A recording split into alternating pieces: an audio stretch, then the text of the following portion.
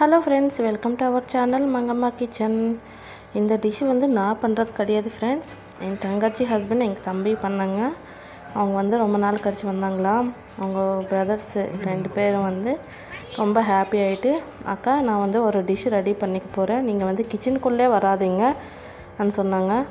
என்ன தம்பி பண்ண போகிறேன்னா, நானும் எங்கள் அண்ணாவுக்கு வந்து ஒரு டிஷ் ரெடி பண்ணி கொடுக்க போகிறேன். அது வந்து நான் சின்ன பார்ட்டி பண்ணிக்கிறோம் அக்கா, ப்ளீஸ் பர்மிஷன் கொடுங்கன்னு கேட்டேங்க. சரி ஓகே தம்பி, ரொம்ப நாள் கிடச்சதுக்கப்புறம் மீட் ஆகிட்டிங்கன்னு சொல்லிட்டு நானும் பர்மிஷன் கொடுத்துட்டேன். கிச்சனும் ஹேண்ட் ஓவர் பண்ணிட்டேன். நான் ஆல்ரெடி சிக்கன் வந்து குழம்பு வைக்கலாம்னு சொல்லிட்டு ஒரு 1 கிலோ சிக்கன் வாங்கிட்டு வந்தேன். அதில் வந்து ஒரு 5-6 பீஸ் கேட்டாங்க. அதுக்கு என்னென்ன போட்டு டிஷ் ரெடி பண்ணாங்க நீங்களே பாருங்கள். முதல்ல நாங்கள் கொடுத்த சிக்கன் வந்து பாயில் பண்ணி உப்பு போட்டு பாயில் பண்ணி ஒரு 15 மினிட்ஸு அந்த தண்ணியிலேருந்து எடுத்து பக்கத்தில் வச்சுட்டேங்க. அதுக்கப்புறம் கேரட்டு பீன்ஸு கட் பண்ணிக்கிட்டேங்க.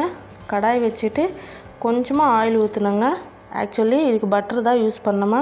எங்கள் வீட்டில் பட்டர் காலி ஆயிடுச்சு. பரவாயில்ல அக்கா, இருக்கிறதே நான் அட்ஜஸ்ட் பண்ணிக்கிறேன்னு சொல்லிட்டு கொஞ்சம் ஆயிலை ஊற்றி பாயில் பண்ண சிக்கன் போட்டு இஞ்சி பூண்டு பேஸ்ட்டு போட்டு ஒரு 4-5 வாட்டி பெரட்டே இருந்தாங்க. என்னடா தம்பி இது சிக்கனில் போட்டு கேரட்டு பீன்ஸு கேபேஜி இதெல்லாம் போட்டால் பண்ணுவாங்கன்னா, அக்கா டிஷ்ஷு சூப்பராக இருக்கும், வந்ததுக்கப்புறம் பாருங்கன்னு சொன்னாங்க. நானும் எங்கள் வீட்டுக்காரர் எங்கள் தங்கச்சி ஐயா எப்படிடா இருக்கும் இந்த மாதிரி வெஜிடபிள்ஸ் எல்லாம் போட்டு சிக்கனில் பண்ணுறாங்கன்னு நினச்சோம். அப்புறம் அவுட்ஃபிட்டு அதோட எண்டிங் வந்து சூப்பராக டேஸ்ட் வந்துச்சு. ஹோட்டலில் கூட நான் இவ்வளோ டேஸ்ட்டாக இருக்கும் இந்த மாதிரி டிஷ் இப்போ வரைக்கும் சாப்பிட்றதே கிடையாது. அதுக்கப்புறம் கேரட் போட்டேங்க. கொஞ்சம் பெப்பர் போட்டுட்டாங்க. பெப்பர் வந்து 3-4 வாட்டி கொஞ்சமாக தான் போடுவாங்க. இப்போ வந்து ஃபஸ்ட் டைம் கொஞ்சம் போட்டாங்க. போட்டு நல்லா ஒரு பெரட்டாங்க.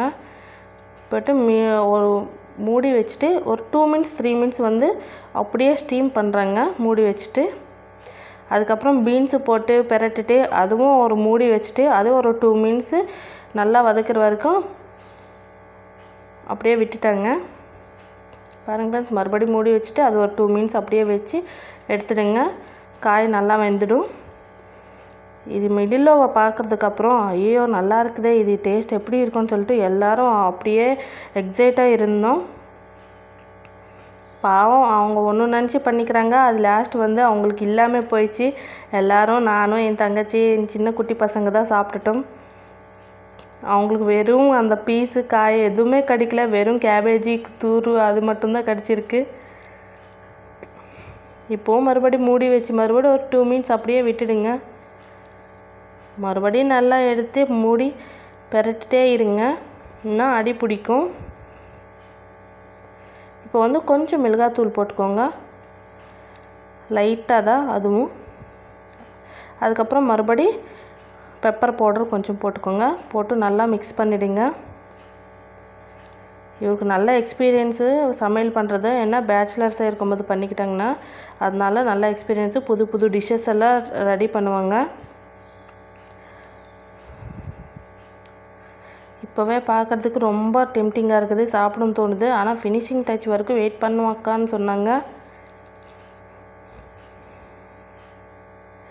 மறுபடியும் மூடி வச்சு மறுபடியும் ஒரு 2 மினிட்ஸ் அப்படியே விட்டுடுங்க. அதுக்கப்புறம் மூடி எடுத்துகிட்டு கேபேஜி போட்டுக்கோங்க. அடடா, கேபேஜி போட்ட உடனே எவ்வளோ அழகாக இருக்குது டிஷ்ஷு பார்க்குறதுக்கு. எப்பப்படா சாப்பிட்லாம்னு சொல்லிட்டு எல்லோரும் அப்படியே எதிர்பார்த்துட்டே இருந்தோம். பாருங்கள் ஃப்ரெண்ட்ஸ், பார்க்குறதுக்கே எவ்வளோ அழகாக இருக்குது. அப்படியே ஹோட்டலில் ஏதோ டிஷ்ஷு பண்ண மாதிரியே வந்துச்சு ஃப்ரெண்ட்ஸ். அதோட டிசைனு அது வந்து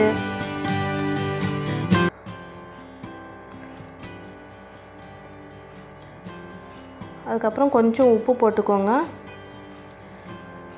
ஏன்னா நமக்கு ஆல்ரெடி சிக்கனில் உப்பு போட்டு வேக வச்சதுனால நமக்கு உப்பு இருக்கும். அதுக்கப்புறம் நீங்கள் டேஸ்ட் பார்த்து உப்பு போட்டுக்கோங்க. அதுக்கப்புறம் மறுபடியும் மிளகாத்தூள், கொஞ்சம் பெப்பர் பவுடர் மறுபடி. இது 3rd டைம் இந்த மாதிரி கொஞ்சம் பெப்பர் பவுடர் போட்டுக்குது. கொஞ்சமாக தான் பார்த்து போடணுமா. போட்டு நல்லா மிக்ஸ் பண்ணிவிடுங்க. மிடில் வந்து கொஞ்சம் ஆயில் ஊற்றிக்கோங்க, ஏன்னா உங்களுக்கு பத்தலைன்னா. கருவேப்பிலை போட்டு ஆஃப் பண்ணிட்டேங்க ஃப்ரெண்ட்ஸ். பாருங்கள் ஃப்ரெண்ட்ஸ், அவுட்ஃபிட் எப்படி வந்துச்சு. இந்த வீடியோ உங்களுக்கு பிடிச்சிருந்து லைக் பண்ணுங்கள், ஷேர் பண்ணுங்கள், மறக்காமல் கமெண்ட் பண்ணிடுங்க ஃப்ரெண்ட்ஸ். தேங்க்யூ ஃபார் வாட்சிங்.